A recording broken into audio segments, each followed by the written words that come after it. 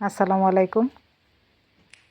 আজকে প্রচণ্ড গরমে একটা জিনিস মনে হলো যে আমরা তো ঘরে থাকি, সারাক্ষণ পানি খাই, কিন্তু বাইরে যারা আমাদের ভিক্ষুকরা আসে, যারা পথিকা আছে, রাস্তা দিয়ে যারা চলাচল করে, এখন জমিতে ধান কাটতে যায়, তাদের একটু পানি খাওয়ার ব্যবস্থা করে দিই। তো এখানে এই লিফলেটটা দিয়েছি যে এই গরমে বেশি বেশি পানি খান, আর এখানে পানির ব্যবস্থা করা হয়েছে। তা আমার বড় ছেলেকে আমি এই কাজে ইনভলভ করেছি যে একটি ভালো কাজে সেও ইনভলভ হোক, সেও একটু বুঝুক যে মানুষের আসলে ভালো কিভাবে করা যায়, মানুষকে উপকার করা যায় এবং নিজেকেও কিভাবে সেই কাজে উপকৃত হওয়া যায়। কারণ ওরা সারাক্ষণ বাইরে খেলাধুলা করে, ওরাও চাইলে এসে মগটা দিয়ে পানি খেতে পারবে।